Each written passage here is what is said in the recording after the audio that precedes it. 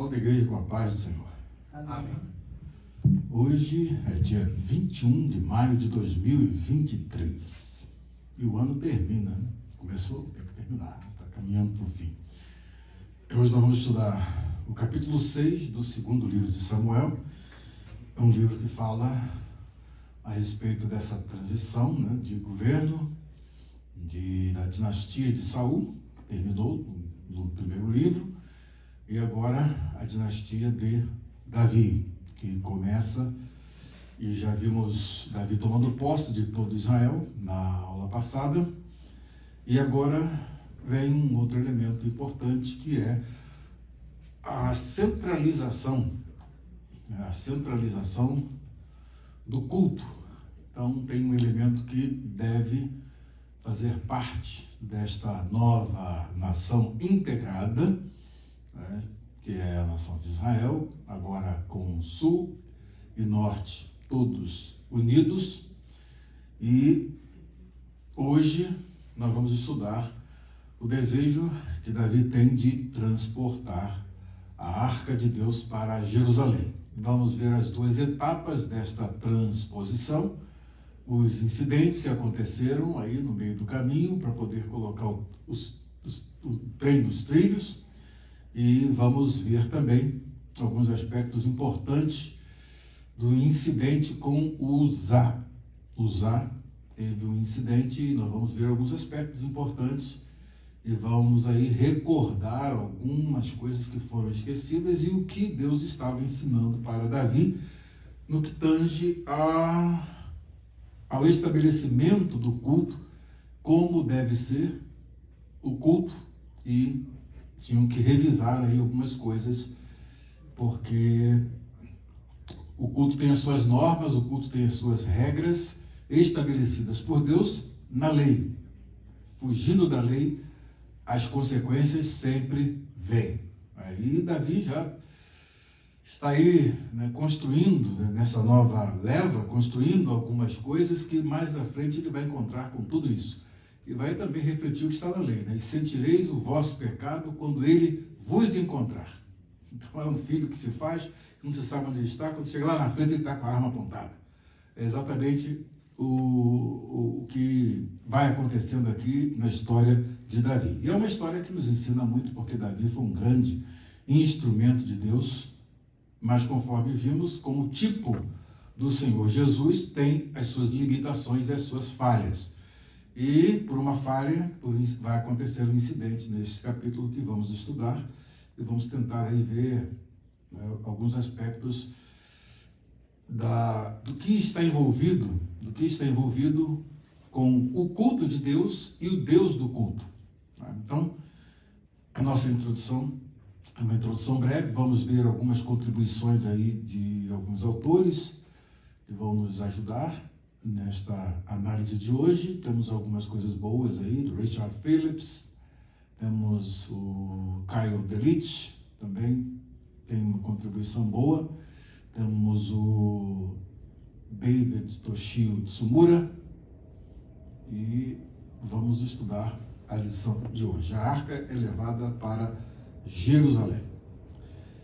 O nosso texto básico, então, segundo livro de Samuel, capítulo 6, são 23 versículos no segundo livro de Samuel. E vamos aqui dar a partida. Do lado de cá temos o texto hebraico, que eu vou tirar aqui os contornos proposicionais, para ficar mais fluente o texto. Ok.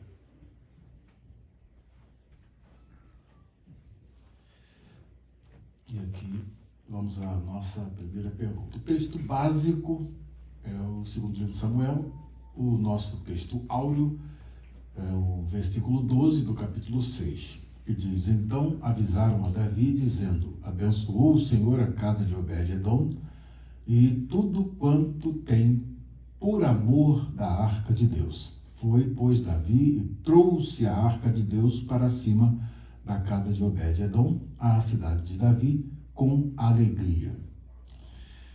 A primeira pergunta é a seguinte. Primeira pergunta: quantos homens o rei Davi ajuntou para ir à casa de Abinadab buscar a arca de Deus? Em que veículo a arca foi colocada e quem guiava o carro?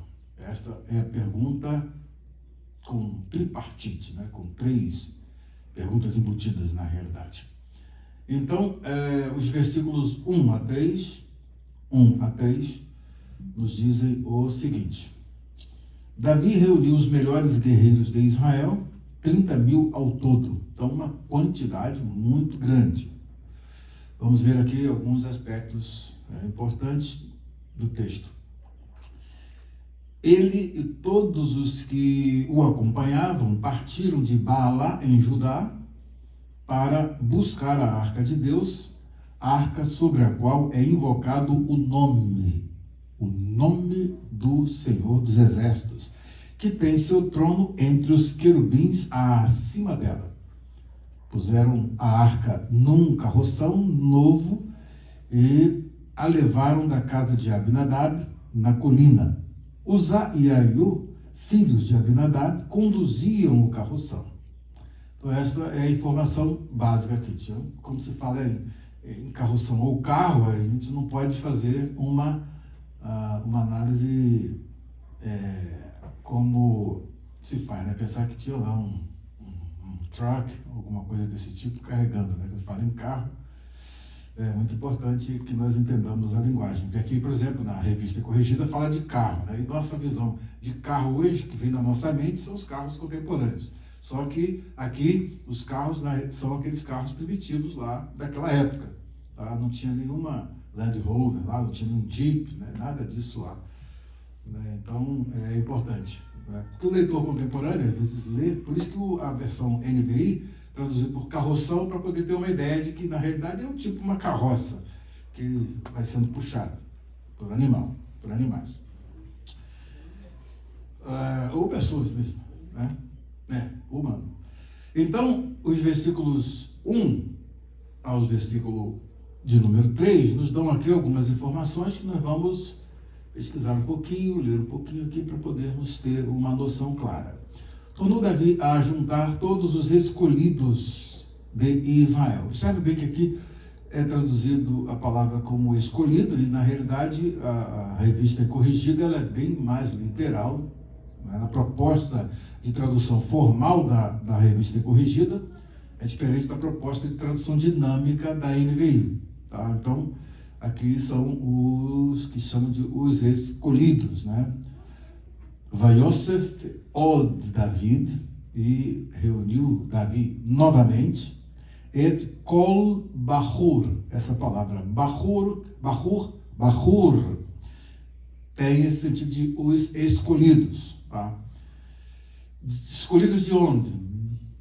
De Israel. De Israel. Quantos?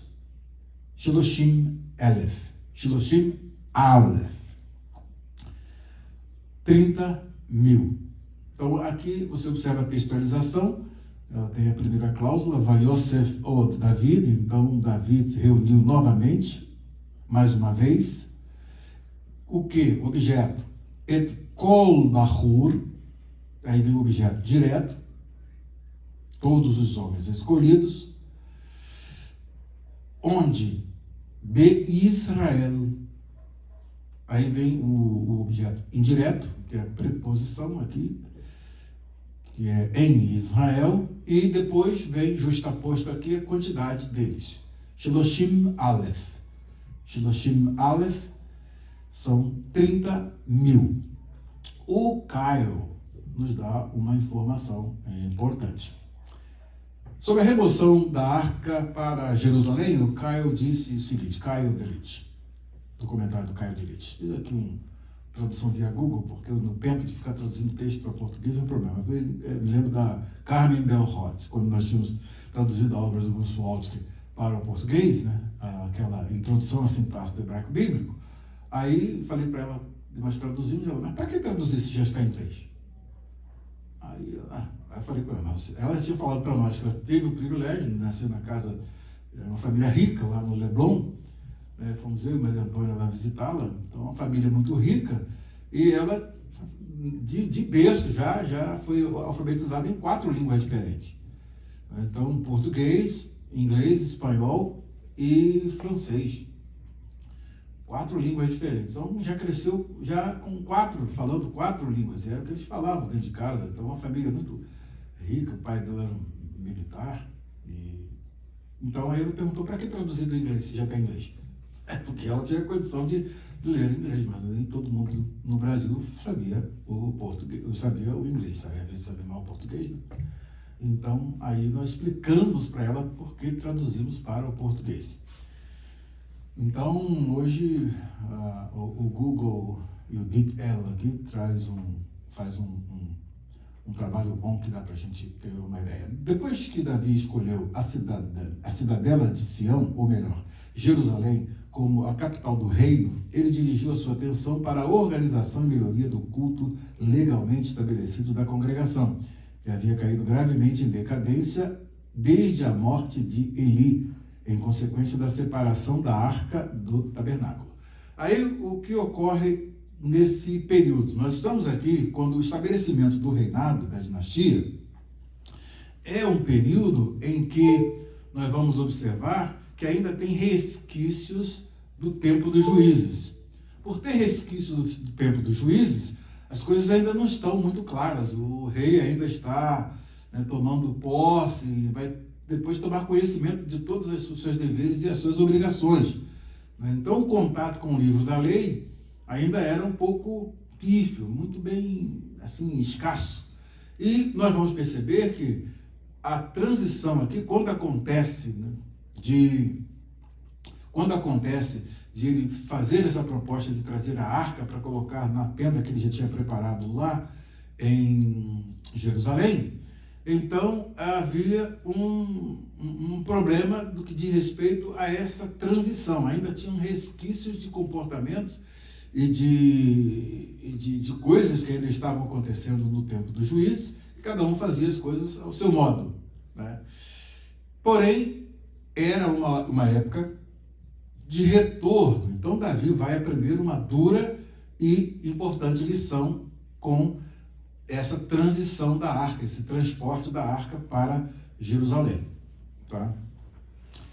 Ele, portanto, Davi, aqui o referente, ele aqui, é o anafórico, é retomar aqui, ele, portanto, resolveu antes de tudo buscar a Arca da Aliança como o verdadeiro centro do santuário mosaico, que de sua obscuridade, e trazê-la para Sião, e depositando-a em uma tenda previamente preparada para recebê-la. Aqui o Google deu uma marcada no pronome. Fazer deste um local de culto, onde o culto regular a Deus possa ser realizado de acordo com as instruções da lei. Que ele deveria fazer da capital do seu reino o ponto central da adoração de toda a congregação de Israel, seguido tão naturalmente da natureza do reino de Deus e da relação que Davi permaneceu como monarca do terreno desse reino, em relação a Javé, o Deus rei, que não há necessidade alguma de buscar explicação parcial no fato de Davi achar desejável ter o sumo sacerdote, com o Urim e o Tumim sempre à mão. Mas, por que Davi não removeu o tabernáculo mosaico para o Monte de Sião, em Jerusalém, ao mesmo tempo que a Arca da Aliança, que assim restaurou o santuário divinamente estabelecido em sua integridade? Por que não fez logo todo o transporte, já do tabernáculo e com tudo? Esta é uma pergunta que só pode ser respondida por conjectura. Ninguém pode dizer. Só depois que a gente pode chegar lá, Davi, por que você fez isso? Aí ele vai explicar por que foi, se lembrar do fato, não sei como é que vai ser a história lá, né, da Nova Terra, aí vai explicar para Catiúcia, que vai ser, né, curiosa, vai perguntar ao Davi por que ele não transportou o tabernáculo com tudo para Sião. Né, Catiúcia? Então, aqui, o Caio vai falando a respeito desse momento, e a questão da escolha aqui, essa escolha, né, nós temos um relato paralelo desse transporte da arca, e está no primeiro livro das Crônicas, capítulo 13. Então, o primeiro livro das Crônicas também tem uma narrativa desse mesmo evento. Daí você vai ver que o cronista narra alguns aspectos que não estão aqui no segundo livro de Samuel, e ao mesmo tempo você vai ver alguns aspectos que estão aqui e não estão lá. Então você vai ver que há uma diferença, há semelhanças e diferenças nas narrativas do mesmo evento. O que acontece muitas das vezes com os evangelhos. Cada evangelista tem a sua perspectiva. Então, um evangelista enfatiza uma coisa, outro evangelista enfatiza outra coisa, e você vai ver então que existem essas diferenças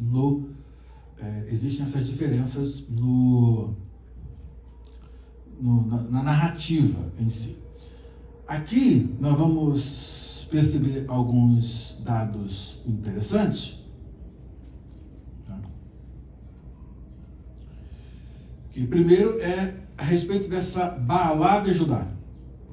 Então, essa Baalá de Judá, se você ver logo na NVI, há uma nota aqui indicando como era chamada essa cidade antes. Era a chamada Kiriat Jearim. Então, essa é o mesmo, está lá no livro de Josué.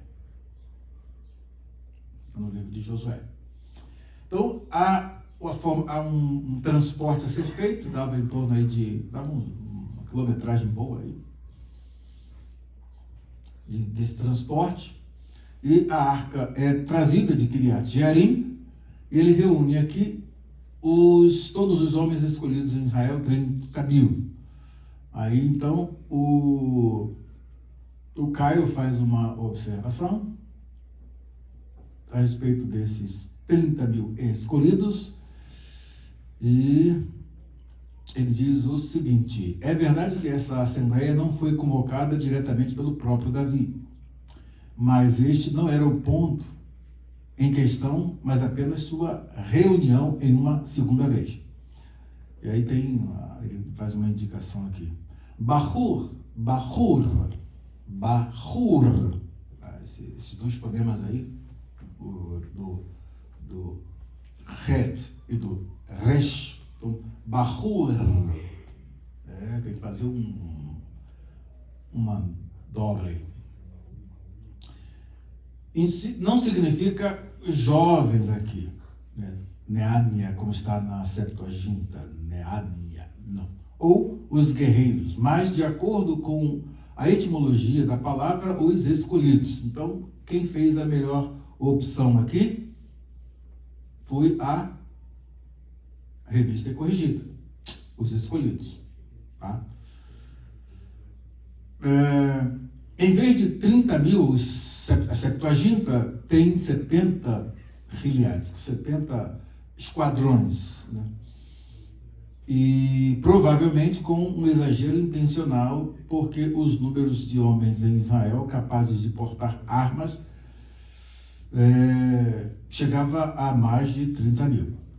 A nação inteira, por meio de um corpo muito considerável de representantes, deveria participar da remoção da arca. O escritor das Crônicas dá um relato mais elaborado dos preparativos para estas festividades. Está no primeiro livro das Crônicas, o preparativo aqui, no primeiro livro das Crônicas 13, de 1 a 5. Ou seja, que Davi se aconselhou com chefes militares e centenas e todos os líderes, ou seja, os chefes de família, e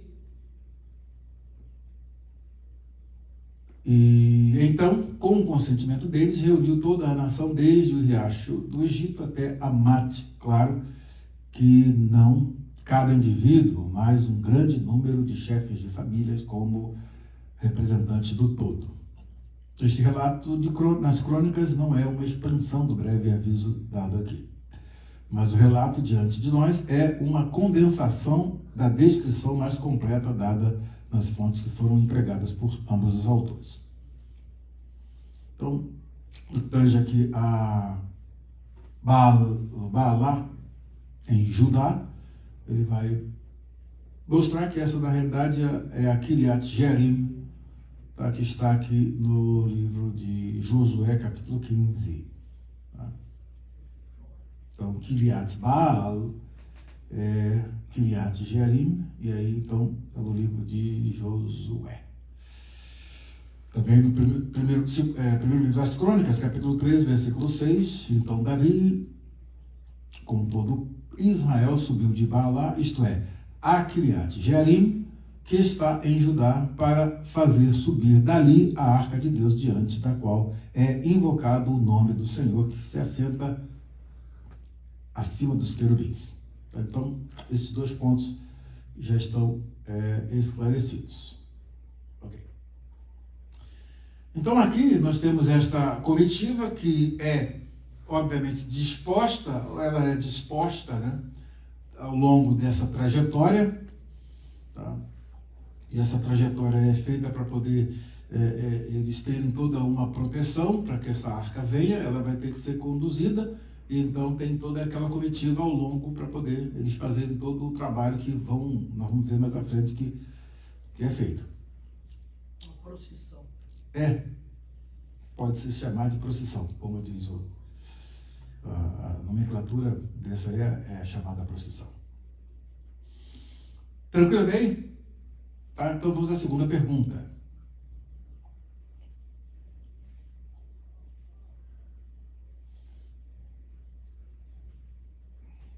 O que todos os israelitas faziam ao transportar a arca, o que ia acontecendo à arca, e o que o homem chamado Uzá fez, e o que aconteceu a ele? Então, os versículos 4 a 7 vão falar exatamente a respeito do incidente que poderia ter sido evitado. Versículos 4 a 6. Com a arca de Deus, Aiô andava à frente dela, Davi e todos os israelitas iam cantando e dançando perante o Senhor, ao som de todo tipo de instrumentos de pinho, harpas, liras, tamborins, chocalhos e símbolos. Então, aí é o quadro, tá? É o quadro. Vamos ao verso 7, até o 7.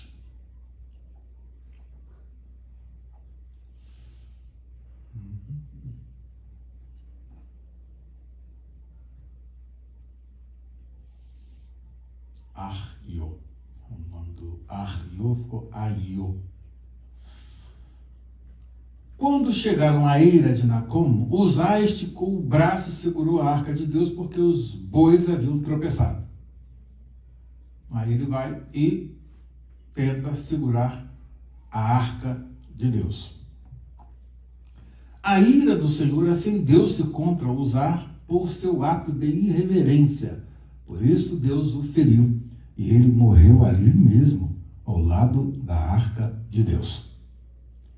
Então, este é o incidente que acontece e leva à morte um homem que está ali fazendo um trabalho para Deus, com toda a boa intenção, e de repente, aquilo que era festa passa agora a ter no meio ali um ofício fúnebre. Vamos ter agora um sepultamento, e aí há todo um esfriamento. Você imagina toda aquela alegria, aquele alvoroço, né? aquela satisfação, os instrumentos tocando, e o rei se alegrando, e todos ali se alegrando, e de repente, quando veio aquele incidente, vê lá aquele fulminado lá, ele veio na hora o Uzá cair morto. Aí imagine como é que deve ter ficado o coração deles, e como é que essa festa se transformou numa tragédia. Nós temos que pensar em alguns aspectos aqui que levaram isso a acontecer. Por que aconteceu isso? Vamos ver aqui o transporte da arca de Deus. Estava sendo feito de forma correta? Não. Então, temos um primeiro ponto que devemos voltar lá no livro da lei, para podermos ter uma ideia clara do o que aconteceu de errado aqui neste episódio. Por que que aconteceu essa tragédia. Vamos ver aqui mais à frente, o Caio vai falar, vai nos mostrar aqui o versículo 7. Tem muitas coisas aqui interessantes, mas quando a gente faz um estudo bíblico de domingo, né, nós não podemos ir com tanta profundidade quanto gostaríamos. De acordo com Números capítulo 4, nós temos o seguinte. Números capítulo 4, vou botar esse aqui do outro lado, para ficar mais fácil de... Ok.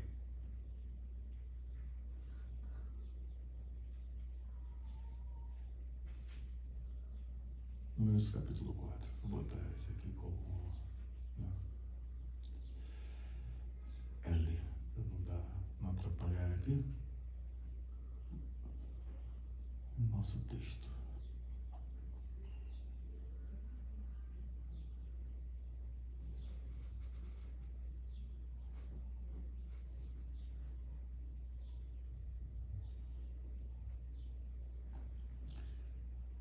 Números capítulo 4, vamos lá.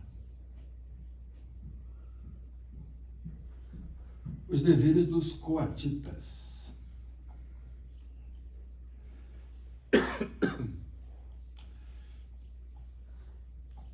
Aqui nós temos toda uma descrição.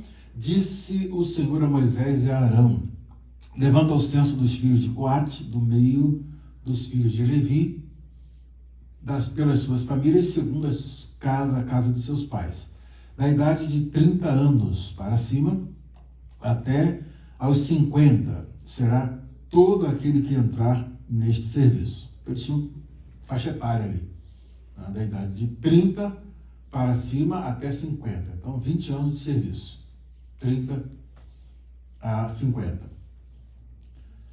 Será todo aquele que entrar nesse serviço para exercer algum encargo na tenda da congregação. É este o serviço dos filhos de Coate na tenda da congregação, nas coisas santíssimas. Aí diz: quando partir o arraial, Arão e seus filhos virão e tirarão o véu de cobrir, e com ele cobrirão a arca do testemunho.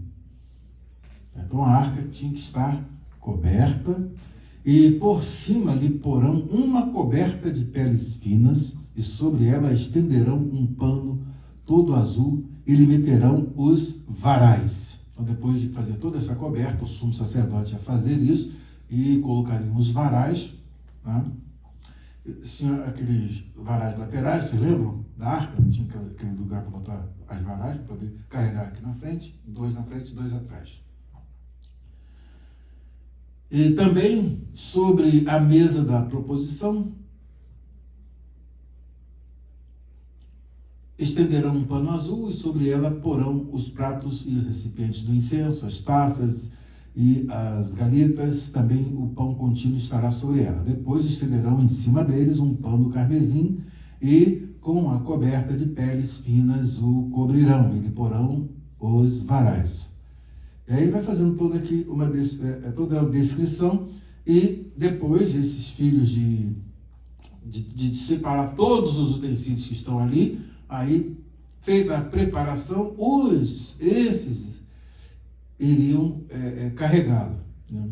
Havendo, pois, Arão e seus filhos, ao partir o arraial, acabado de cobrir o santuário e todos os móveis deles, então os filhos de Coate virão para levá-lo. Mas nas coisas santas não tocarão, para que não morram. São estas as coisas da tenda da congregação que os filhos de Coate devem levar. Então tinha uma regra, tinha uma norma. Aí o que acontece? No meio da euforia, no meio de toda essa euforia, de toda essa festa, não se preocupou de fazer uma análise para saber como é que a arca tinha de ser transportada. Né? E eles estão fazendo um trabalho à moda o quê? A moda filisteu. Porque foram os filisteus que tiveram essa ideia, porque eles não tinham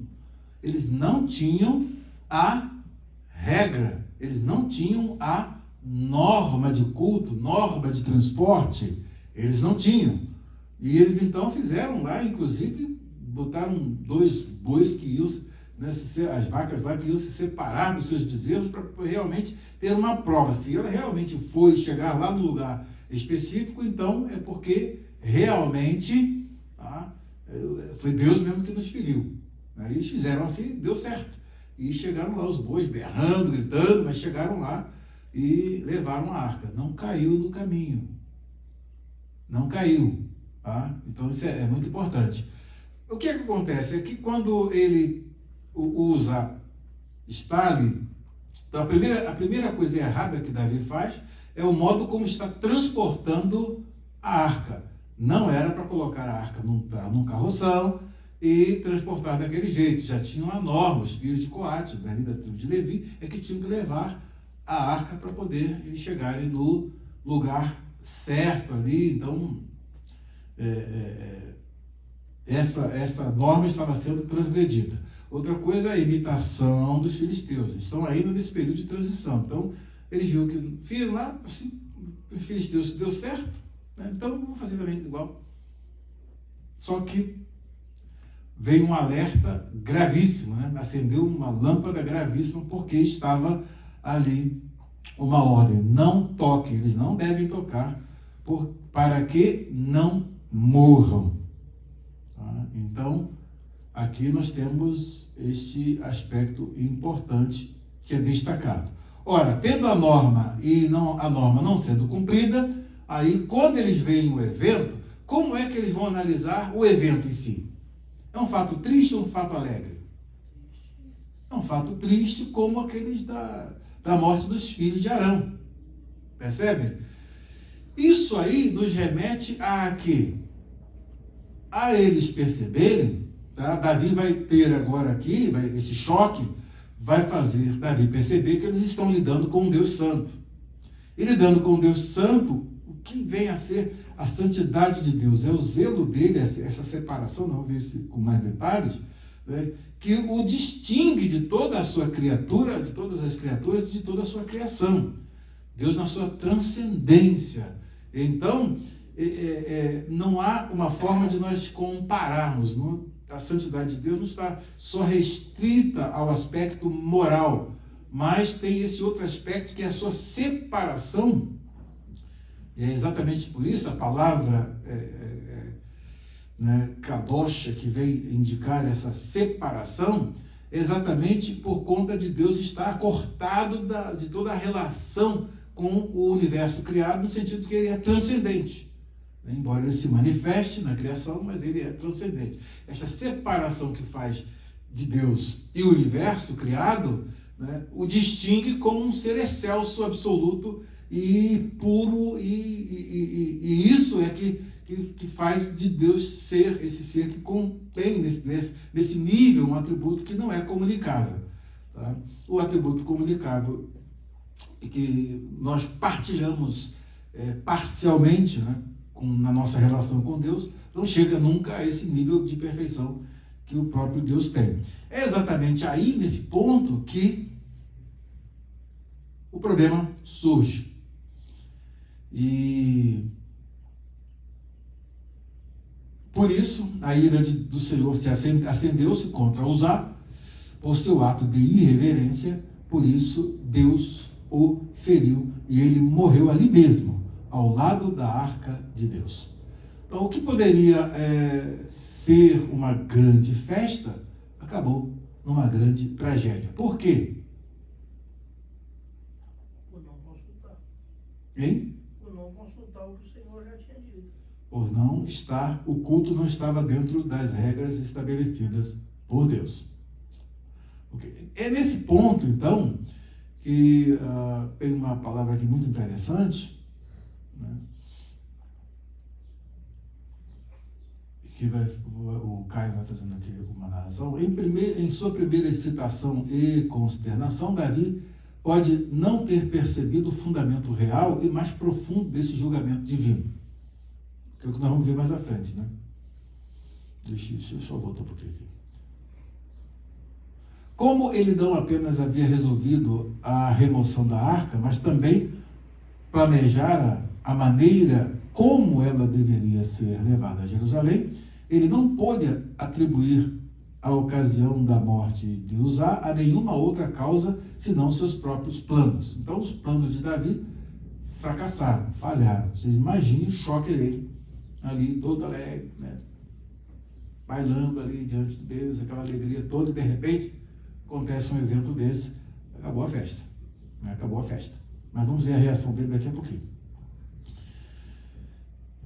E diz, ele estava, portanto, zangado por tal infortúnio ter acontecido em seu empreendimento. Em sua primeira excitação e consternação, Davi pode não ter percebido o fundamento real e mais profundo deste julgamento divino. A ofensa de Uzá consistiu no fato de ter tocado a arca com sentimentos profanos, embora com boas intenções, ou seja, para evitar que ela rolasse e caísse da carroça.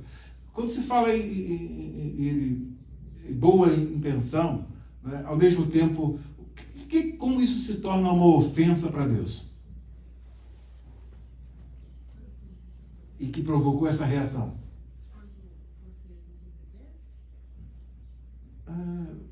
Ele queria fazer o quê? A boa intenção dele era qual? Segurar para não cair. Segurar para não cair. E ao mesmo tempo, quando ele faz isso, o que ele está dizendo para Deus? Querendo dar uma ajuda, né?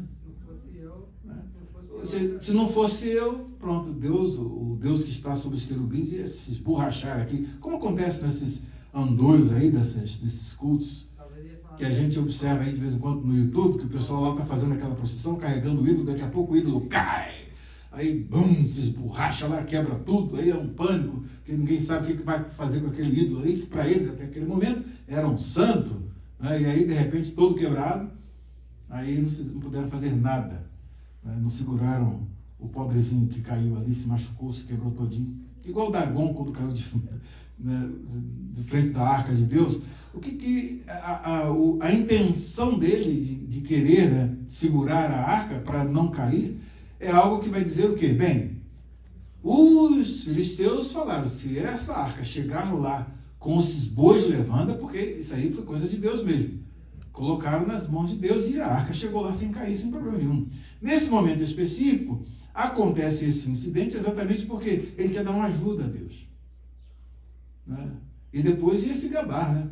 Se não fosse eu, ia chegar lá em Jerusalém, ó, se não fosse eu, vocês não iam ter essa festa não, porque a arca ia se esborrachar, ia quebrar, cair lá no chão, mas eu fui o cara que segurei a arca e pronto, a arca ficou protegida, né? Protegi Deus de uma queda. Fica um negócio assim. Então, junta uma boa intenção com uma intenção profana, de certa forma, porque ali ajudar a divindade não é nada, Deus não precisa de ajuda humana. Isso é muito importante. E aí, tocar na arca, o trono da glória divina, e penhor visível da presença invisível do Senhor, era uma violação da majestade do Deus Santo. Se não fosse eu, né, chegaria ele lá, se estivesse vivo ainda, né, lá em Jerusalém, se não fosse eu, esse culto aí, ó, tinha acabado essa festa, a arca ia cair lá, eu segurei, pronto, não deixei, né, Deus caiu do seu trono ali, né? Ficou um negócio assim, ele passou uma mensagem que é uma mensagem profana, né, do ponto de vista de Deus. Aí, aqui, Uzá era, portanto, um tipo de todos os que, com boas intenções, humanamente falando, mas com mentes não santificadas, interferem nos assuntos do reino de Deus, com a noção de que estão em perigo e com a esperança de salvá-los. Se não fosse eu, a arca teria caído. Ele não ficou com isso aí na sua história. Eu acredito que a coisa já começou essa reunião dos 30 mil, ela já era como se fosse uma aprovação. Não, vamos fazer um grande negócio agora, e ele já tem a aprovação dos líderes do povo E agora ele vai e traz. Só que quando acontece isso, eu acredito que usar, na minha humilde opinião, eu acredito que usar, ele foi um infeliz. Ele estava no lugar errado, na hora errada, e ele pagou por um erro que estava vindo do líder. Exato. Do líder. O grande problema aqui é não consultar a lei. Exato. Êxodo também, tem um texto em Êxodo que fala a respeito também da condução. 25. O 25. Dá uma olhadinha aí. E todo esse planejamento teria de trazer para a mesa de decisões a lei. Como é que Deus quer que seja feito? Né? Na realidade, eles poderiam até fazer o quê? Trazer todo o tabernáculo, tudo direitinho do jeito que estavam, para levar lá para Jerusalém. Achou aí? Sim. Que diz? E para ela farás uma fundição de 4 argolas de ouro, e a colocarás no 4 cantos dela, 2 argolas de um lado dela e 2 argolas do outro lado. E fará umas varas de madeira de cetim, aos quais cobrirás de ouro, e colocarás as varas pelas argolas ao lado da arca, para levar a arca com elas. As varas estarão nas argolas da arca e não se tirarão delas. Exatamente. Então a gente percebe que tem toda uma regra, tem a lei já estava ali estabelecendo como eles deveriam fazer, e no entanto, não fazer isso de acordo com a lei faz com que todo o culto, muito bem intencionado, com toda a coreografia, né, de culto, porém sem a norma de culto, sem a regra, sem a lei. Isso nos traz uma série de instruções importantes. Vamos dar uma olhadinha aqui, por exemplo, como isso se relaciona com a santidade de Deus, o atributo de santidade. Vamos aqui no nosso amigo, aqui, não, deixa eu ver se está aqui.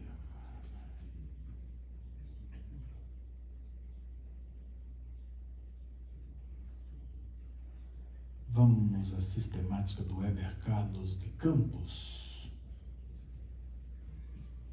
Onde está ela? Aqui. Ok. Depois de uma abordagem bem extensa,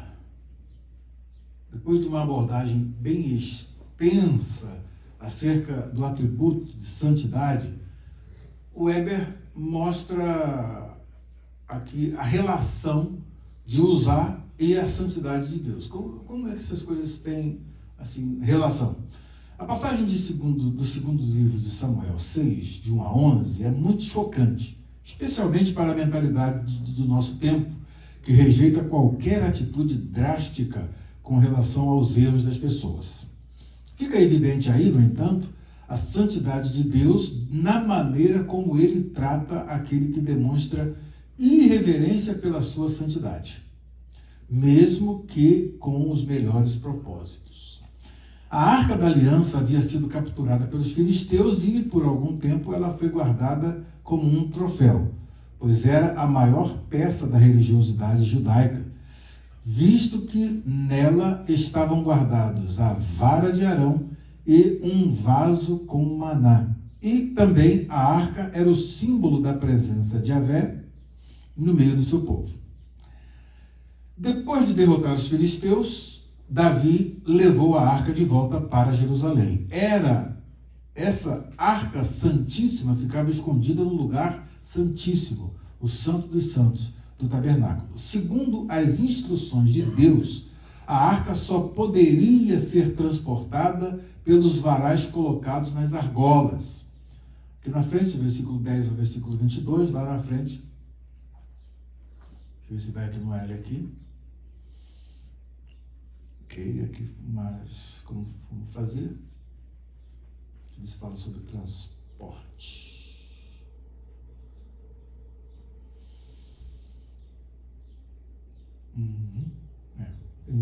Lá em Em Números é que dá todo esse detalhe. Vamos. Deixa aqui. Se alguém olhasse para a arca, quanto mais tocasse nela, morreria. Que nós lemos em Números, capítulo 4, versículos 1 ao 20. Na viagem de volta para Jerusalém, puseram a arca num carro novo de bois, e no meio do caminho os bois tropeçaram, e Uzá, um dos filhos de Abinadab, que guiavam o carro, botou a mão na arca com medo de que ela caísse. Isso está no verso 6, por cima. Então a santidade de Deus foi vista quando de sua ira contra Uzá, pelo fato de ele ter tocado a arca e isso ter sido considerado um ato de irreverência. Então o Senhor o feriu e ali ele morreu. Ele não poderia ter tocado na arca santa do Senhor Santo. Mesmo que isso pareça estranho para nós, essa santidade foi vindicada por Deus, que exige reverência para com as coisas que são santificadas. Aquele que deveria ser um tempo de alegria, de grande alegria, e o foi momentaneamente, veio a ser um tempo de tristeza. Eles haviam se esquecido do quanto a arca era santa, pois era o lugar onde Deus se mostrava presente no meio do seu povo. Vocês estão prestando atenção nesse aspecto aqui que está falando a respeito da santidade? Depois eu vou pedir a vocês aí para explicarem aqui, vocês estão conversando aí. Vamos falar sobre a santidade de Deus aqui, que vocês me expliquem aqui o que eu já li. Voaram aí. Pode passar a informação para nós aqui, tranquilo? O Reginaldo falou? A arca era de madeira.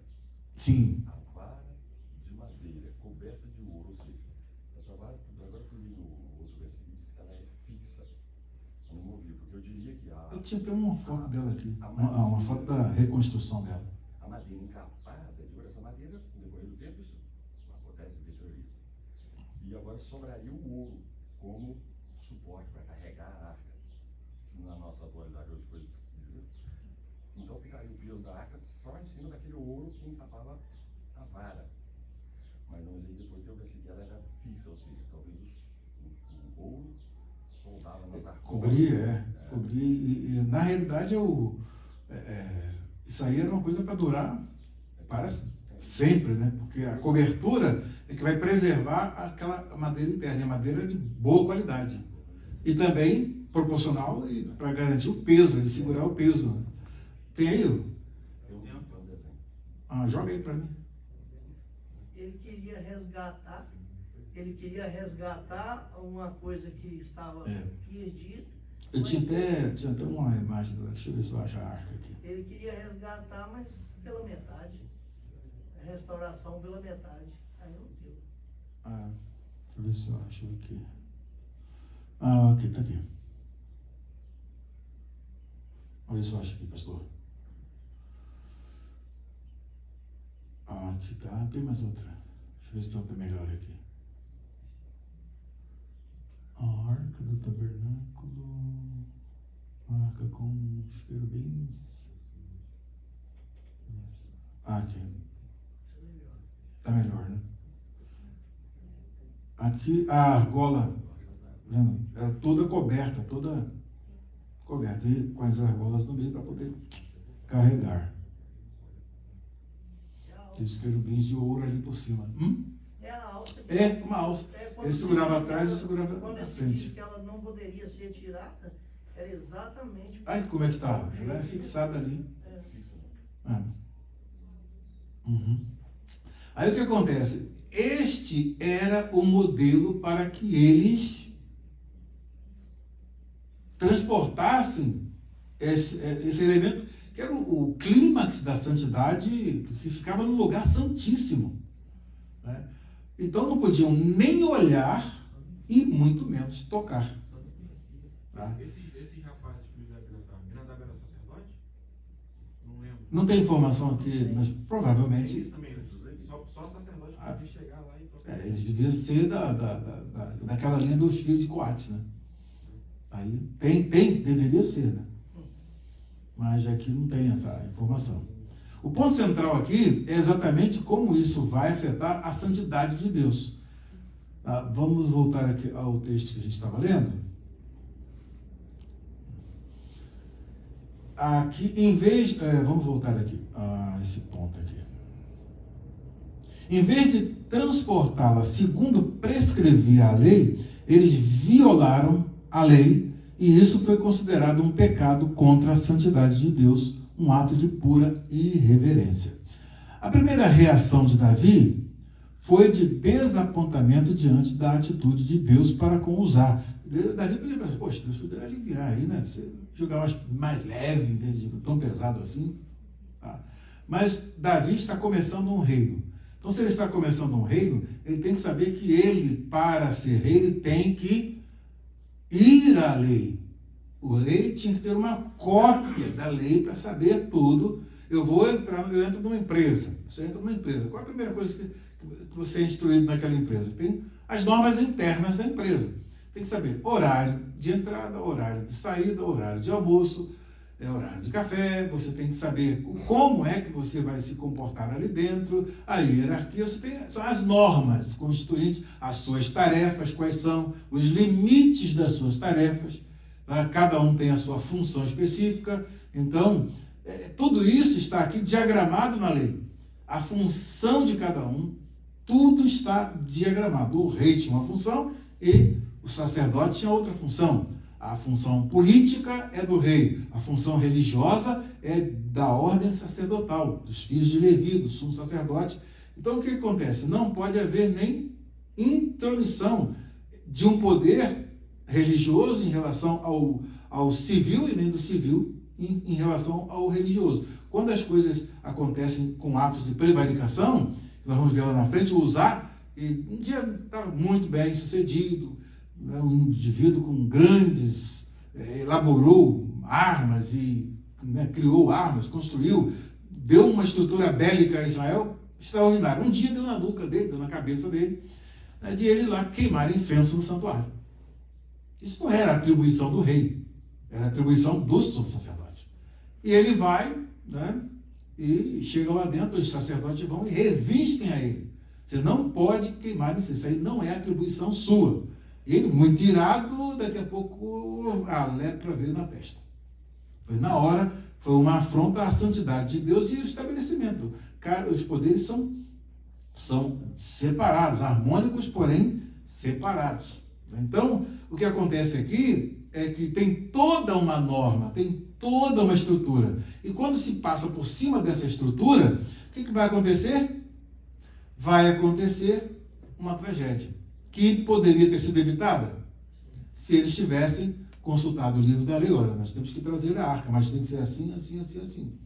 Né? E vamos consultar o Senhor, o tabernáculo deve vir ou não deve vir? Porque ele já tinha construído um outro. Tá? Você vai perceber que a razão, muitas das vezes, ela perde a razão quando entra a revelação.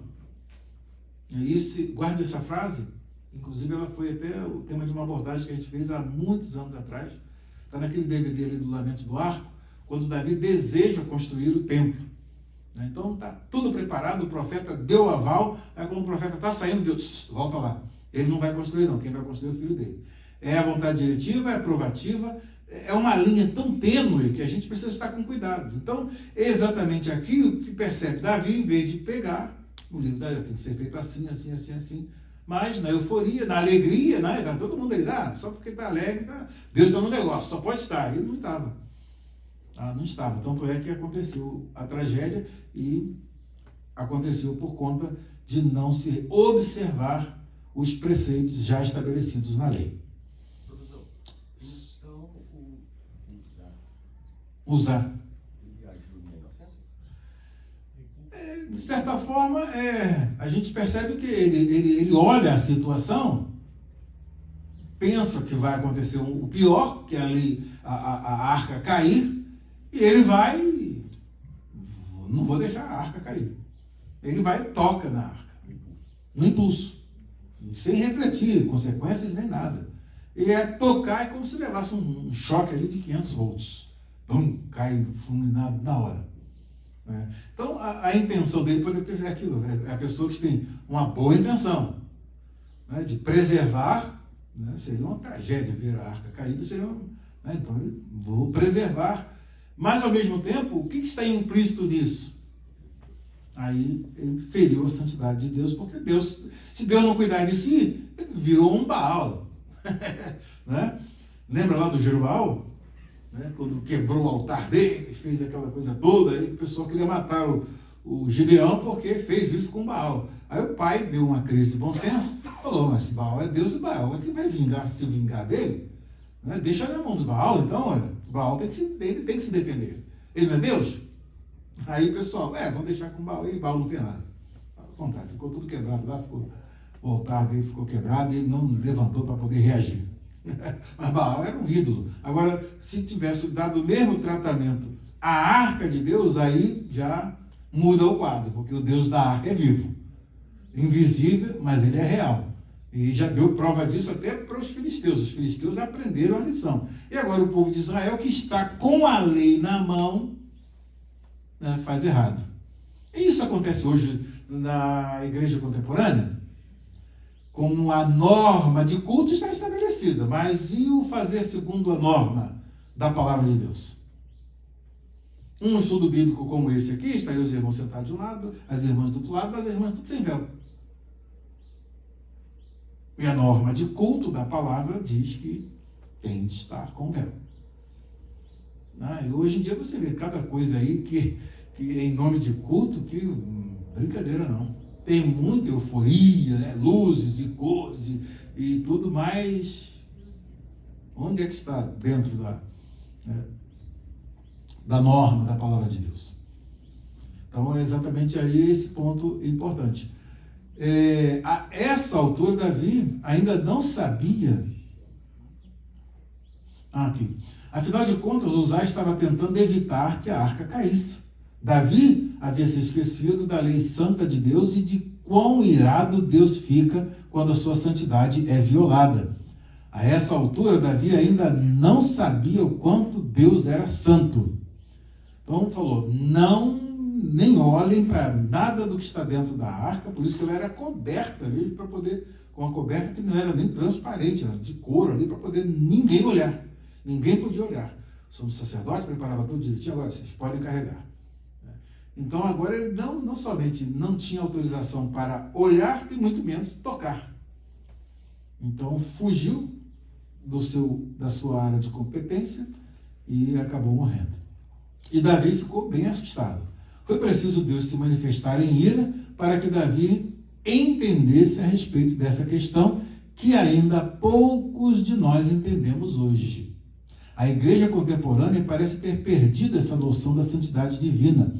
É necessário que voltemos a estudar este assunto, pois há grande urgência da absorção deste conceito na vida do povo de Deus em nosso tempo. A irreverência é um pecado muito sério e perigoso, mesmo quando os nossos motivos são sinceros. Ela não é justificada por Deus. Especialmente a irreverência que tem a ver com o culto divino, tão irreverentemente tratado em nossos dias. Que tem hoje de coisa esquisita no meio do que se chama de culto de Deus, pelo amor de Deus. Transformaram culto de Deus até na mesma modalidade dos filisteus. Você vai num terreiro de macumba, tá lá o pessoal rodando lá no demônio, você hoje vê evangélico lá, você vê o mesmo, acho que é o mesmo espírito, só pode ser. O que está lá, e o pessoal rodando igual os malucos lá, é o mesmo, é o culto a lá filisteu. Então estão trazendo isso. E o que tem lá acaba entrando também lá nesse meio desse povo. Só pode que o povo está oprimido. Então pica-pau? Ou é um som do pica-pau, viu lá o cara subindo na coisa lá e cada coisa. E da águia, da unção da águia, também, sei lá. Teve uma vez que nós vimos um episódio assim triste. Estive presente. E vi lá o velhinho lá, deu um negócio lá e tal, lá. Eu falei, caramba, o negócio aqui tá sério. né? Então o que acontece? São tantas coisas estranhas no meio do que se chama de culto que perderam a reverência. Vocês estão cultuando a quem? Isso aí, aquele que está sendo cultuado, está aceitando? É ele que está promovendo isso?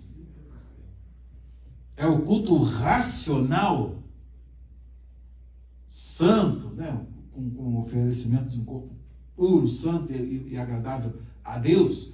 O culto racional é uma irracionalidade tremenda. Então, tudo isso aí está em nome de culto de Deus.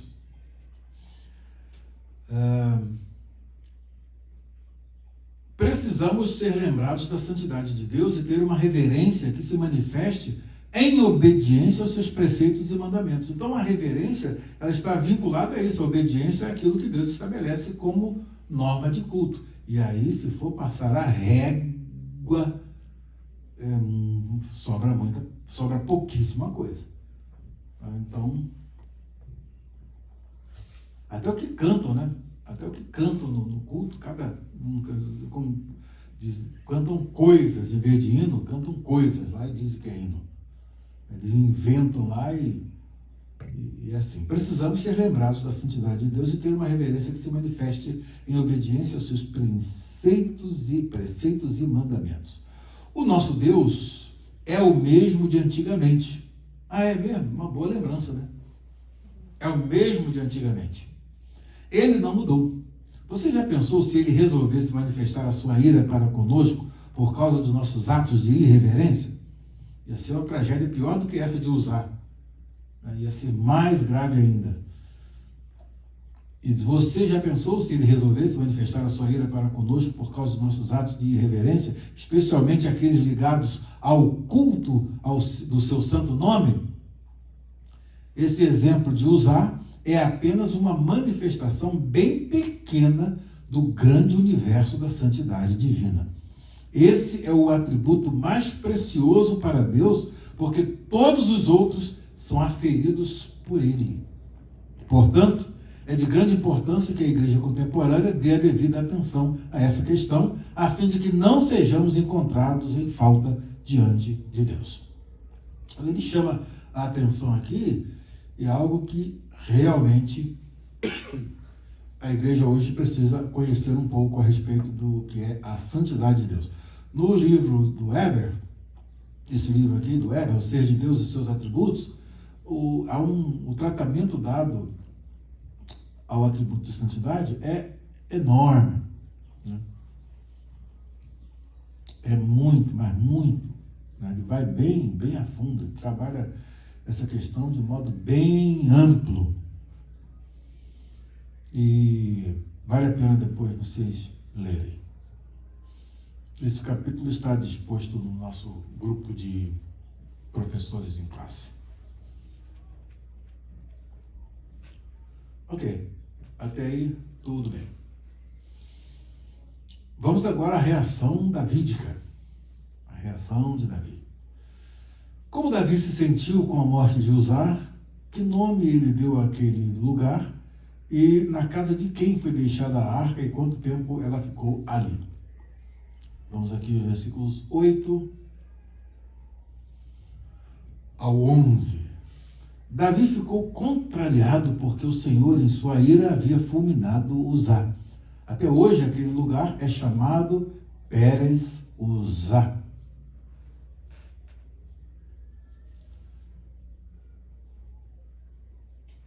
A destruição de Uzá. Então, esse nome. Vaikra lamakom hahu, e chamou aquele lugar Pérez Uzá. E a destruição de Uzá ad hayom hazé, até o dia de hoje. Dia de hoje? Dia de hoje que pelo menos foi escrito o livro, né? E nessa época aqui, específica da escrita do livro.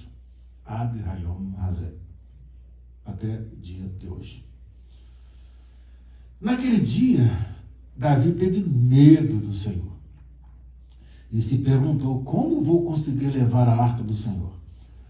Por isso, ele desistiu de levar a arca do Senhor para a cidade de Davi. Em vez disso, levou para a casa de Obed-Edom de Gate. A arca do Senhor ficou na casa dele por 3 meses, e o Senhor o abençoou e toda a sua família. Uma informação aqui a respeito, vamos ver o Caio.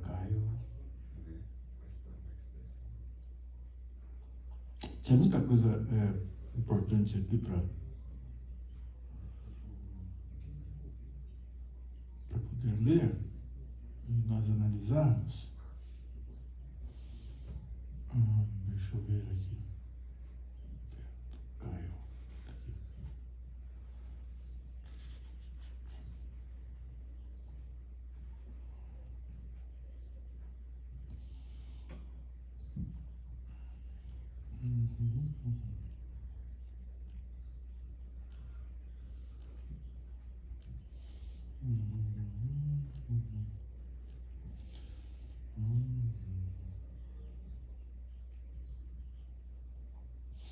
Ele é chamado de Giteu ou Gateu por causa de seu lugar de nascimento, a cidade levítica de Gat-Rimon, na tribo de Dan. Então, essa cidade de Gat-Rimon está aqui em Josué, capítulo de número 21, 24. Caio vai buscar lá essa informação. Gat-Rimon é uma cidade levítica. Então, para mostrar quem é aqui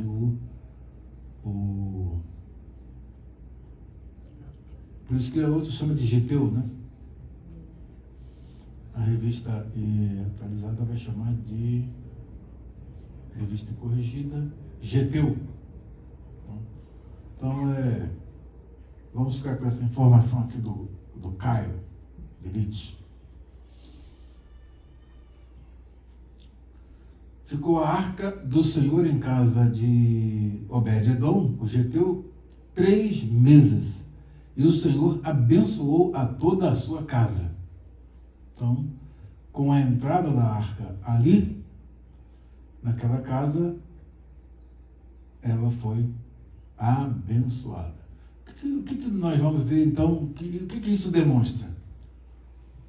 O problema está na arca, ou esteve na arca, ou o tratamento dado à arca? O tratamento dado à arca. Então, é exatamente a relação com Deus. Né? Deus é um Deus de amor, um Deus de... Né? Aquele paizão, misericórdia e tudo mais. Mas ele tem, os atributos dele são completos. Ele é um Deus de justiça, de santidade.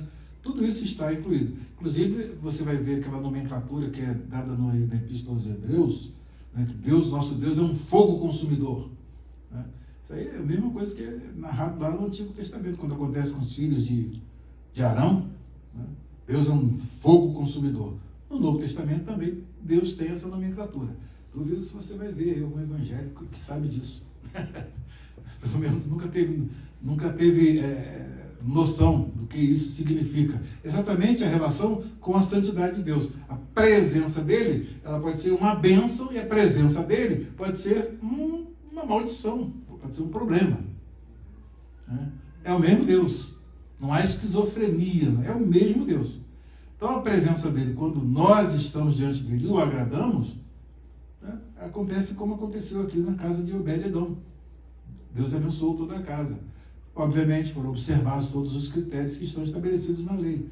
Quando Uzá vai poder querer ajudar ali e pegar a arca, pronto, morre. A mesma presença que é a bênção na casa de Obed-Edom foi a morte fulminante ali, um raio fulminante na vida de Uzá. É o mesmo Deus.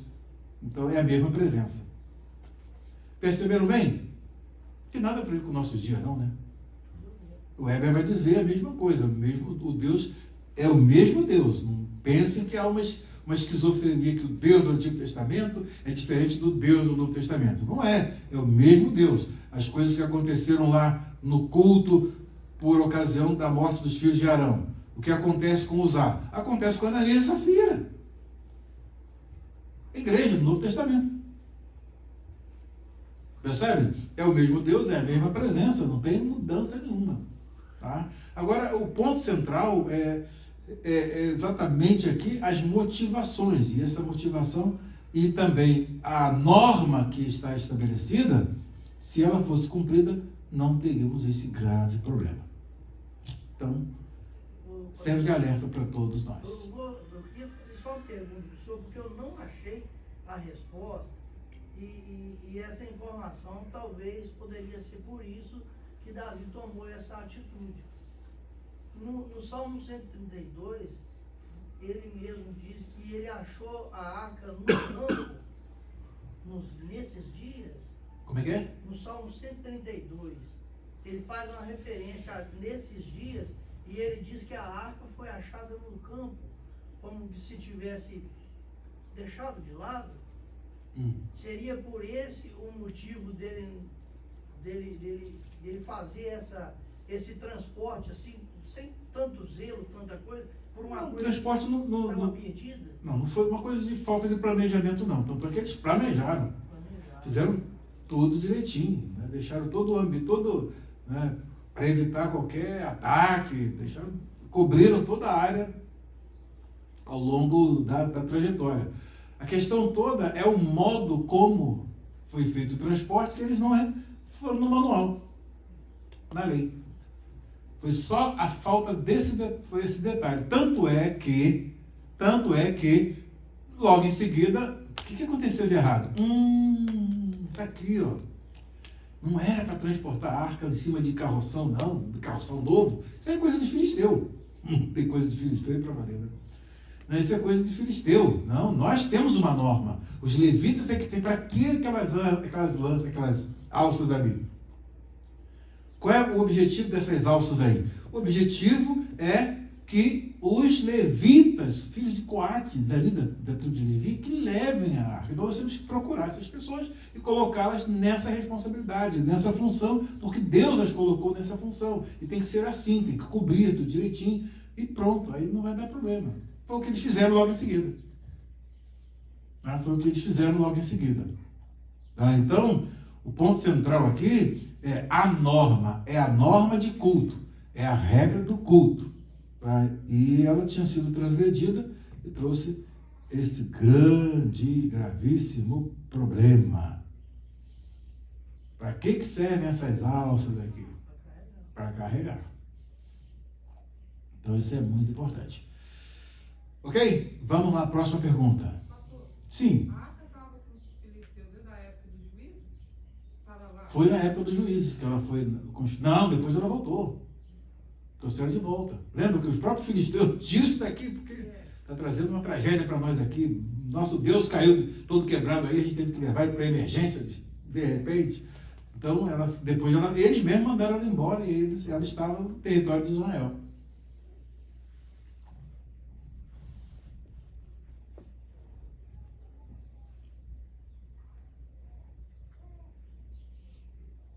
A próxima pergunta.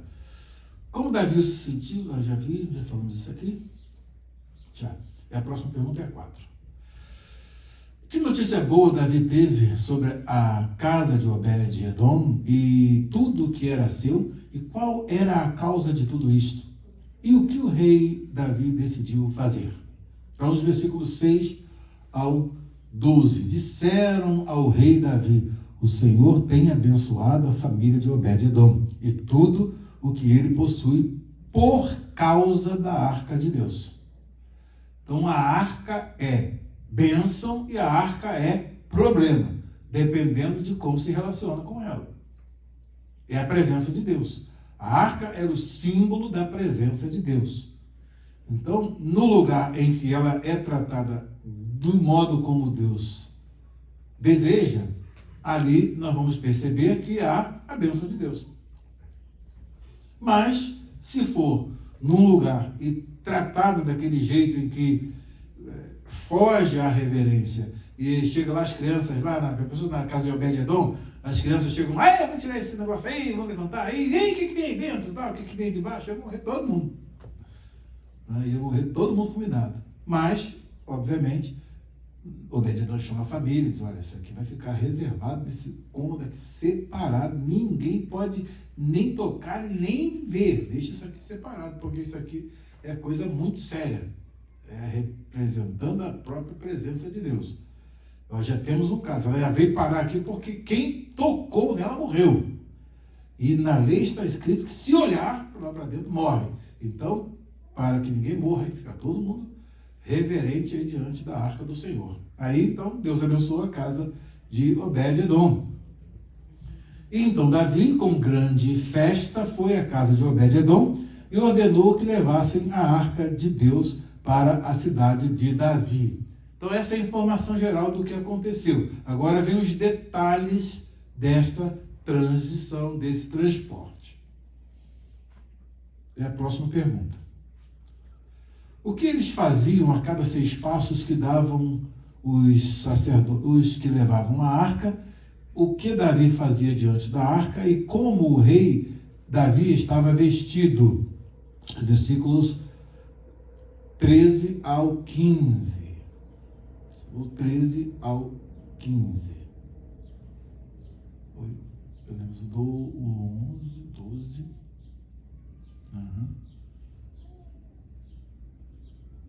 Então Davi, com grande festa, foi, e a casa de Obed-Edom, e ordenou que levassem a arca de Deus para a cidade de Davi. 13 ao 15. Quando os que carregavam a arca do Senhor davam 6 passos, eles sacrificavam um boi e um novilho gordo. Davi, vestindo o colete sacerdotal, o éfode sacerdotal de linho, foi dançando com todas as suas forças perante o Senhor, enquanto ele e todos os israelitas levavam a arca do Senhor ao som de gritos de alegria e de trombetas. Uma informação aqui do Caio, muito importante.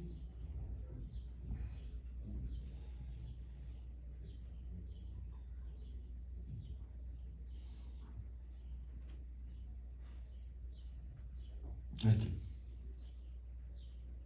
Os portadores da arca não são particularmente mencionados neste relato, mas é muito evidente que eles eram levitas, como afirmam as crônicas, né? Pelo fato de a arca ter sido carregada desta vez e não conduzida como antes.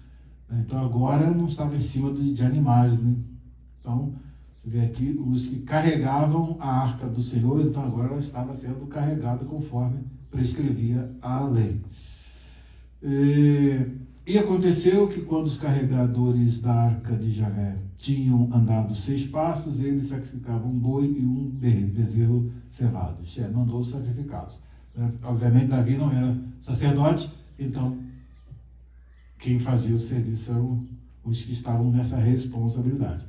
E obviamente, isso certamente teria sido uma coisa impossível, uma coisa possível, e não haveria necessidade de supor que a procissão parava a cada 6 passos, até que a cerimônia de sacrifício fosse concluída.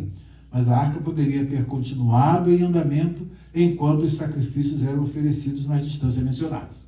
Então, foi feito todo o preparativo, 30 mil pessoas. Ali, então, está disposta em toda aquela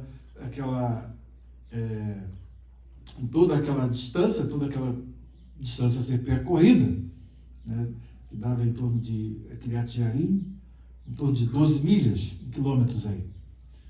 Aí tinha já aqueles grupos específicos já com tudo preparado para poder a arca de Deus. Passou aqui, opa, vamos lá, já.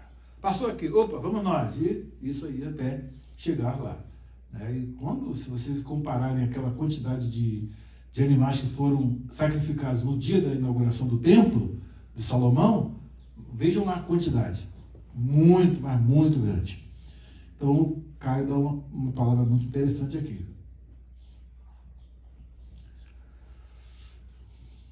Então, a arca poderia ter continuado em andamento enquanto os sacrifícios eram oferecidos nas distâncias mencionadas. Mesmo o imenso número de animais de sacrifício que seriam necessários não é uma objeção válida a tal suposição.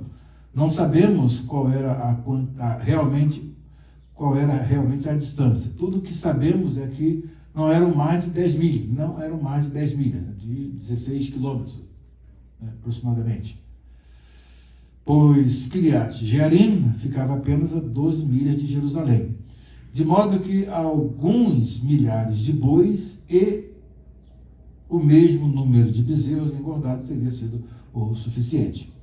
Mas as palavras do texto não afirmam claramente que os sacrifícios eram oferecidos sempre que os carregadores avançavam 6 passos, mas apenas que isso era feito assim que os carregadores davam os primeiros 6 passos. Então também pode ter uma outra interpretação, tá? No sentido de que eles deram os primeiros 6 passos, pronto, é feito um sacrifício para apaziguar a Deus e eles prosseguiram até chegar no local de destino. Desse modo, estritamente falando, tudo que se afirma é que quando a procissão começou a percorrer os 6 passos, o sacrifício foi oferecido, a saber, com o objetivo de inaugurar ou consagrar a procissão solene.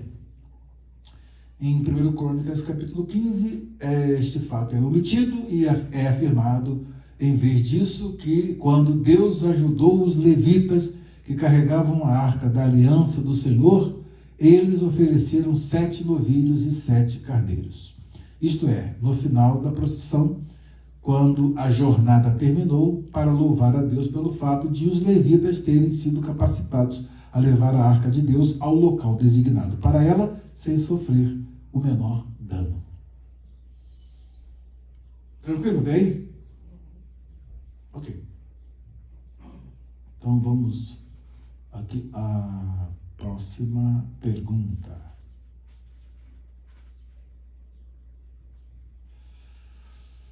A próxima pergunta. O que Mical, filha de Saul, fez olhando pela janela ao ver o rei Davi bailando e saltando, e o que Davi fez ao introduzir a arca no lugar preparado? De versículos 16 ao 18. Aconteceu que, entrando a arca do Senhor na cidade de Davi, Mical, filha de Davi, observava de uma janela. E, ao ver o rei dançando e celebrando perante o Senhor, ela o desprezou em seu coração. Então, a primeira coisa, tem ainda sanguezinho de Saul, né? Tem sangue de Saul, espírito de Saul, tem tudo de Saul. Essa aqui está com DNA mesmo. Não nega o DNA, não nega. Já começa a mostrar aqui. Eles trouxeram a arca do Senhor e a colocaram na tenda que Davi lhe havia preparado.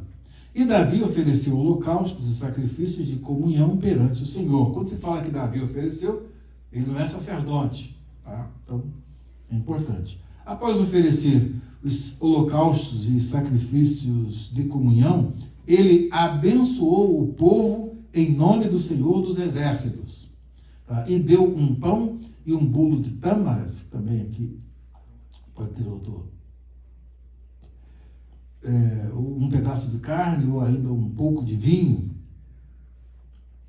e um bolo de uvas passas a cada homem e a cada mulher israelita. Depois, todo o povo partiu, cada um para a sua casa.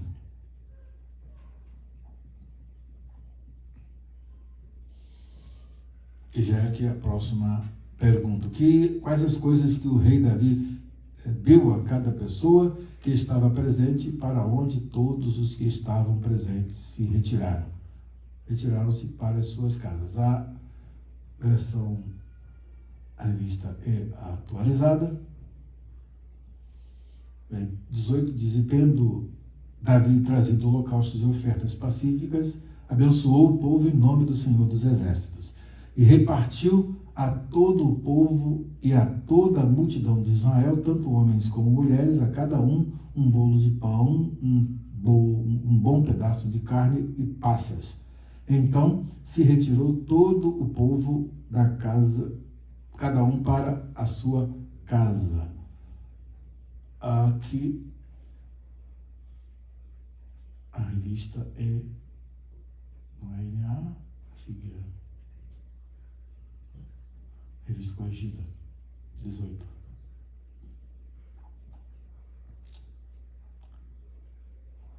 Versículo.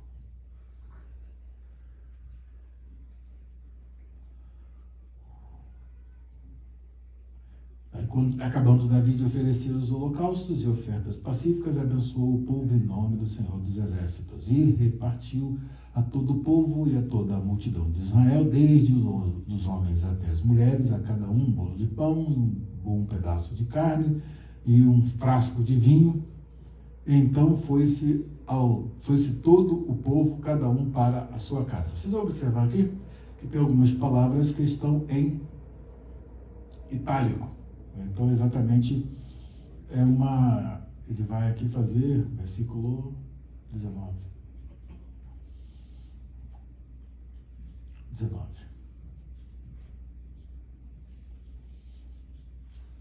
Ele vai indicar aqui um bom pedaço, um bolo de pão. Então vamos aqui, isso, halat, lechem,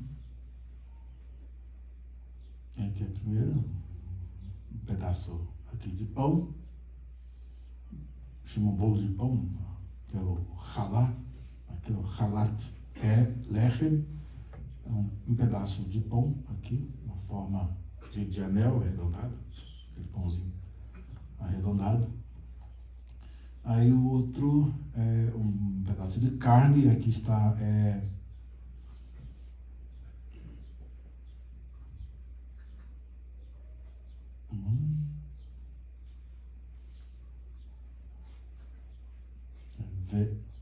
espar, que é errado, que ele traduz aqui como um pedaço de carne aqui. E todo o povo foi para a sua casa. Então, espar errado. E aí vai dizendo as coisas que foram mencionadas aqui.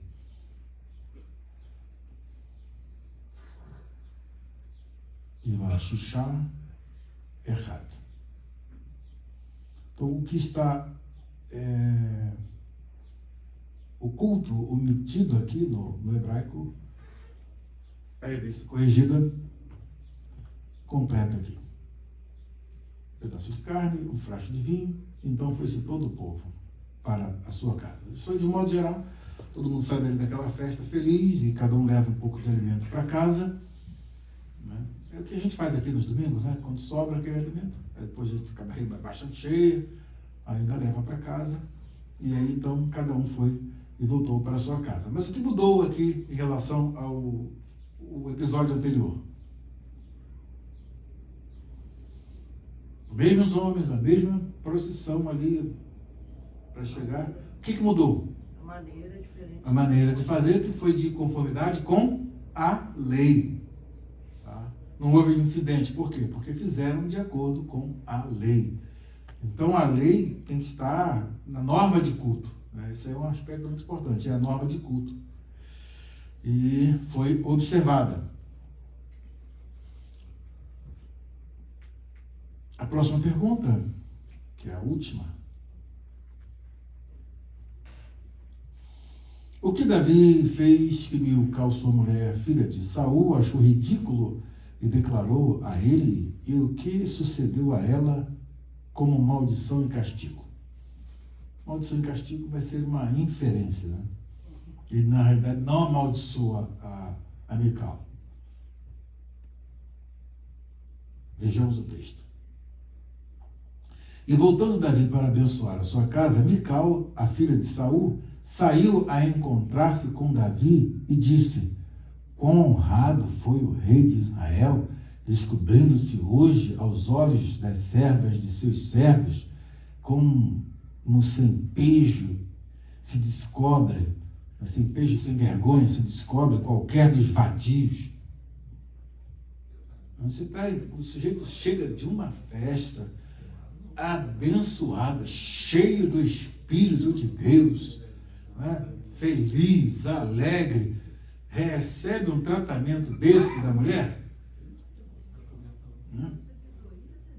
Hein? Já pensou? Hein, Dudu? Passa de mim esse cálice, né, Dudu?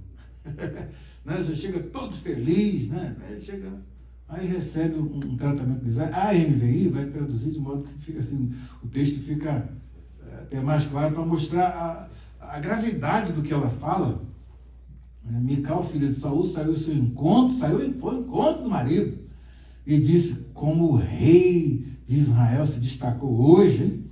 Tirando o manto na frente das escravas de seus servos, como um homem vulgar, como um vadio. Isso, né? Aí, quer dizer, será que é ciúme? Mas observe o modo como ela se dirige ao rei. Depois daquele momento, e o que Davi foi fazendo? Qual era a intenção de Davi naquele momento? E voltando Davi para casa para abençoar a sua família. Aí encontra essa jararaca já, né, que já vem já com um bote preparado para poder acabar com a festa e com a alegria do rei Davi. É o espírito de Saul. Ela estava quieta lá, e ele que mandou trazer. Não, mas eu que rolo, mas eu falei que ele ia arrumar problema. Eu falei que ele ia arrumar problema. Ele arrumou problema. Arrumou problema. A única coisa mesmo original dele mesmo é essa aí. É, Deus deu o livramento e foi atrás. mas essa daí era original. Essa daí foi com quem ele realmente casou, né? Tinha que casar com ela. Devia ficar só com ela aí. Já pensou se ele fica só com ela? Aí estava um problema sério. Não ia ter, Salomão não ia sair no circuito, porque lá.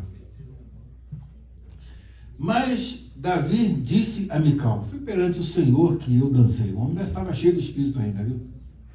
Ainda estava cheio do espírito ainda para poder acalmar essa fera, essa jararaca aqui. Mas Davi disse a Mical: foi perante o Senhor que eu dancei, perante aquele que me escolheu em lugar de seu pai. Só lembrando a ela, né? Em lugar de seu pai, ou de qualquer outro da família dele, quando me designou soberano sobre o povo do Senhor, sobre Israel. Perante o Senhor, celebrarei e me rebaixarei ainda mais, e me humilharei aos meus próprios olhos. Mas serei honrado por essas escravas que você mencionou. Nenhuma escrava ia ter a ousadia de dizer umas palavras tão pesadas num momento tão importante para toda a nação e para o rei, e o sujeito chega em casa para poder abençoar a família, já encontra a maldição na porta, né? Que é Mical.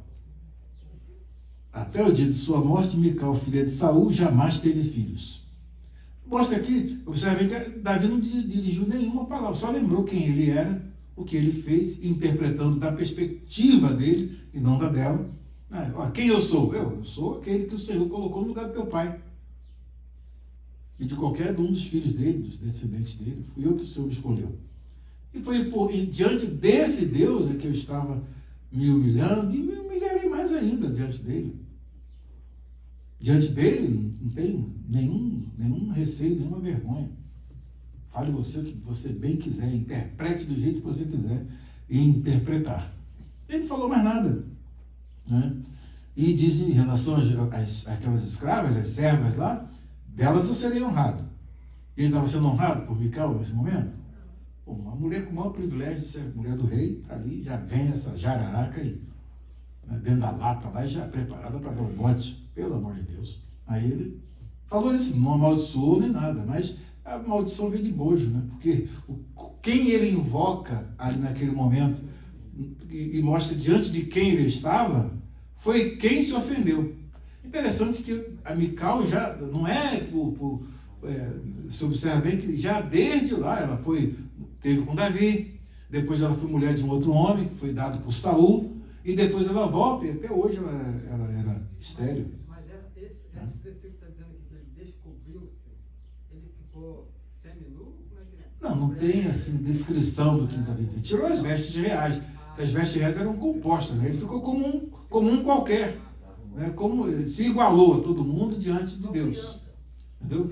Tanto é que a relação ali era a relação, não foi uma relação de rei. Falou, eu sou um líder, mas sou igual a vocês, tanto é que ele deu comida para todo mundo. Aquela relação mesmo, bem pessoal, né? Com cada israelita.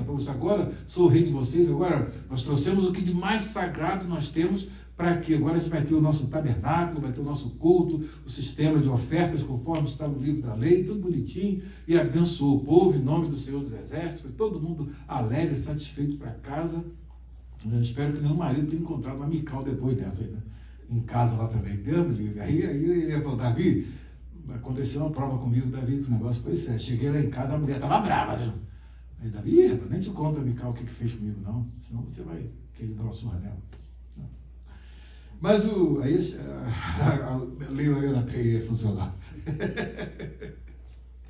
Então vocês percebem bem que essa lição de hoje ela é muito importante, que ela traz uma série de aspectos que a gente só vai destacar o último aqui, que é a importância da ordem de culto. Tem o Richard Phillips, vamos ver onde ele está aqui, o Richard Phillips. Só falo uma coisa importante, que além dela ter tido Davi, ela teve o outro como marido. E ela não teve filhos. Então, o que eu achei engraçado, porque não diz coisa com coisa. E quem escreveu só falou assim, e Mical não teve filho. Não tinha nada a ver com a discussão entre marido e mulher ali. E ela não tinha filho antes. Então não quer dizer que foi ali que foi dada essa porque foi o que eu apontei, né? Desde ela teve com Davi, não engravidou. Ela teve com um homem lá, um bom tempo, também não engravidou. E dali para frente. Foi só um comentário do narrador. Isso aí. De repente o Davi se abençoasse a vida. Porque observa bem, é exatamente no momento desse, o que acontece, a Maria Antônia fez uma observação importante. O que Davi foi fazer? Não, ali naquele momento, quando ele chega em casa, qual era a intenção dele depois de abençoar o povo? Abençoar. Ele está na bênção de Deus. Então ele ia abençoar, que o Maria Antônia falou, de repente ali ia acabar a esterilidade dela. Exatamente. A quebra de um problema. Ela vai e arruma esse problema. Né? Mas também poderia vir outro problema, né? Que talvez Não, por outro lado, a gente percebe que a intenção de Deus era acabar com a descendência de Saul. Né? E acabar com a descendência de Saul. O próprio Deus evitou que isso acontecesse. De ela ser abençoada. Ele cortou a bênção dela, Do mesmo jeito que teve a providência de Deus um sinal da arca quase cair e aquilo despertar. Tem um trem errado aí. Também coisa de Deus. O princípio regulador do culto aqui. Aqui vocês observam que vai falar a respeito do princípio regulador do culto. Ao aplicar as lições da procissão da Arca de Davi até Jerusalém, os teólogos reformados identificam o que é chamado de princípio regulador da adoração. Simplificando, o princípio regulador afirma que a adoração a Deus deve ser estritamente regulada ou governada pela palavra de Deus. Esta é, afinal, exatamente a lição que Davi aprendeu entre sua tentativa fracassada e seu esforço bem-sucedido de trazer a Arca de Deus para a cidade real. O princípio deu errado por quê? Fora da ordem de culto. O princípio regulador do culto não estava sendo observado. O que Deus tinha ordenado para fazer do jeito que tinha que fazer, não fez. Quando ele fez certo, deu tudo certo. Então, os teólogos reformados chamam isso de princípio regulador da adoração. E é o que muitos evangélicos hoje fazem cada coisa dentro do que se chama de culto. Gente, é de duvidar. Cara, e o domador, o encantador das serpentes lá no culto, leu lá na Bíblia que pegarão das serpentes e não fará dano algum. Isso é uma coisa eventual, como aconteceu com Paulo, que está lá, de repente a vibra agarra nele, ele tinha um projeto, o pessoal, a justiça de Deus o alcançou e não o deixa escapar, e daqui a pouco aquilo não fez nenhum efeito, a morte, a vibra, ele lançou inclusive ela lá no fogo, né? E cortou o efeito. Agora o cara vai, pega isso aí e vai começar a brincar com serpente lá, e brincou com uma, brincou com duas, até que um dia deu uma picada dele e morreu. E o pai dele já tinha morrido também, porque estava lá interpretando errado o texto bíblico. Então, aí você já imagina um culto de públicos, os diáconos trazendo as serpentes lá para o pastor, né, brincar com serpente no culto. Isso aí é ordem de culto. Onde é que está em ordem de culto? Princípio regulador de culto, de adoração. O sagrado, que é a Santa Ceia. É um troço. Inclusive, o mais sagrado para a gente, que é a Santa Ceia, de uma É. maneira totalmente... Então, Tem uns que bebem veneno também, bebem corote. Sabe quem é esse pessoal aí? tem um monte de doido aí. Coisa. E esse princípio regulador é muito importante. A mesma lição havia sido ensinada às gerações antes a Arão, quando seus filhos se envolveram em uma inovação de adoração no tabernáculo. De acordo com Números 3:4, os filhos de Arão, Nadab e Abiú, ofereceram fogo não autorizado, fogo estranho, perante o Senhor, e foram mortos por Deus. Exceto aqui, não sabemos exatamente o que significava fogo não autorizado, exceto que era uma abordagem a Deus em adoração diferente da que o Senhor havia ordenado.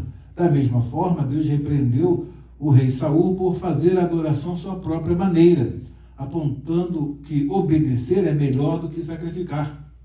Lembram daquele episódio? Foi o que derrotou Saul. Jesus denunciou os líderes religiosos hipócritas do seu tempo por adoração vã que ensinavam como doutrinas os mandamentos dos homens.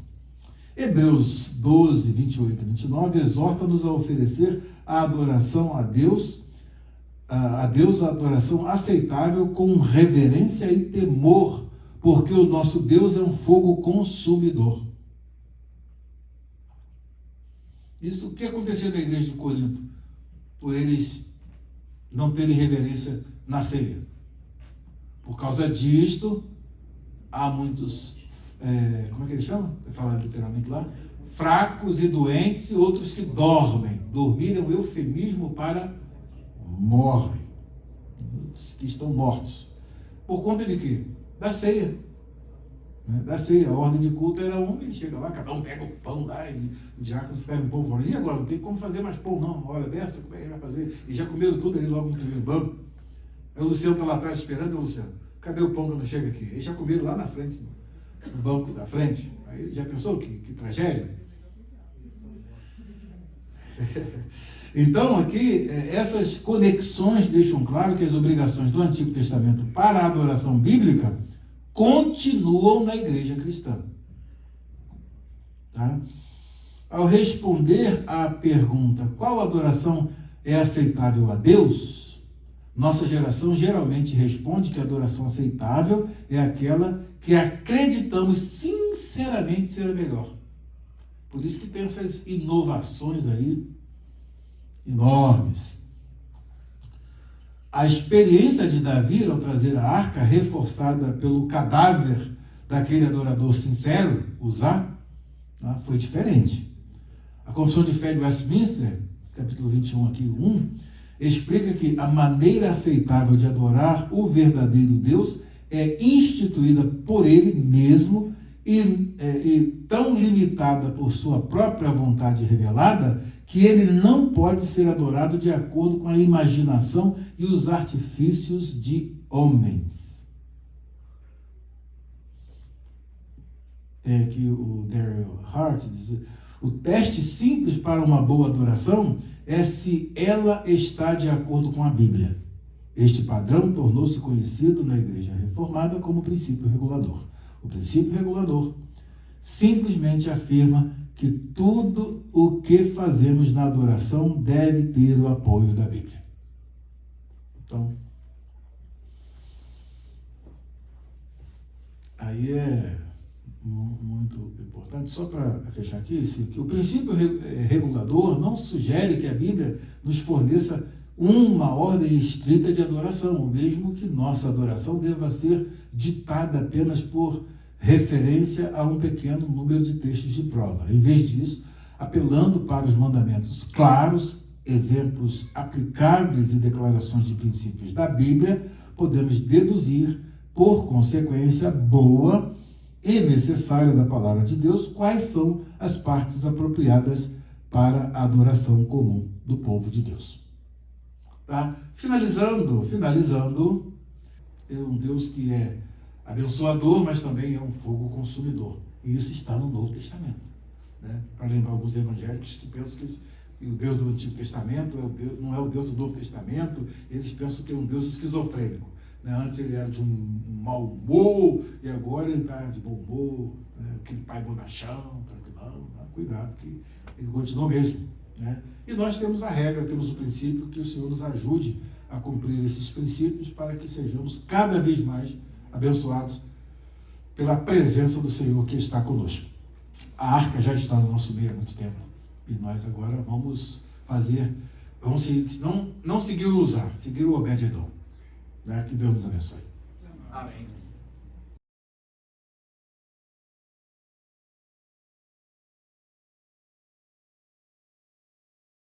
שמואל ב' פרק ו' ויוסף עוד דוד את כל בחור בישראל 30,000. ויקום, וילך דוד וכל העם אשר איתו מבעלי יהודה, להעלות משם את ארון האלוהים, אשר נקרא שם אדוני צבאות, יושב הקרובים עליו. וירכיבו את ארון האלוהים אל עגלה חדשה, ויסעוהו מבית אבינדב אשר בגבעה. ועוזה ואחיו בני אבינדב נוהגים את העגלה החדשה. ויסעוהו מבית אבינדב אשר בגבעה עם ארון האלוהים, ואחיו הולך לפני הארון. ודוד וכל בית ישראל משחקים לפני אדוני, בכל עצי ברושים ובכינורות, ובנבלים ובתופים, ובמנענעים ובצלצלים. ויבואו עד גורן נכון.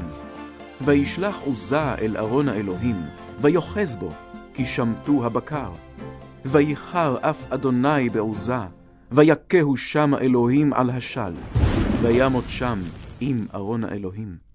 ויחר לדוד על אשר פרץ אדוני פרץ בעוזה, ויקרא למקום ההוא פרץ עוזה עד היום הזה. וירא דוד את אדוני ביום ההוא, ויאמר, איך יבוא אלי ארון אדוני? ולא אבא דוד להסיר אליו את ארון אדוני על עיר דוד. ויתהו דוד בית עובד אדום הגיתי.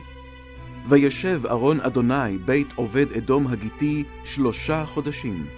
ויברך אדוני את עובד אדום ואת כל ביתו. ויוגד למלך דוד לאמור, ברך אדוני את בית עובד אדום ואת כל אשר לו, בעבור ארון האלוהים.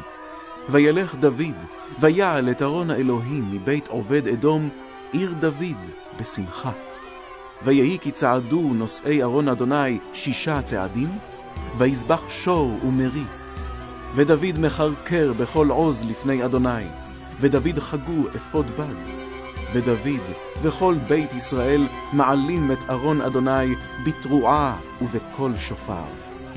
והיה ארון אדוני בא עיר דוד, ומיכל בת שאול נשקפה בעד החלון. ותרא את המלך דוד מפזז ומחרקר לפני אדוני, ותיבז לו בליבה.